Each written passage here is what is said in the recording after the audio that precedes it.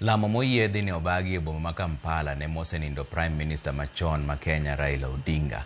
Alamno ne obagi kawuono e kanisa mar All Saints Cathedral mani Kampala ka otelne gi Archbishop the Most Reverend Dr. Stephen Samuel Kazimba Mugwalu.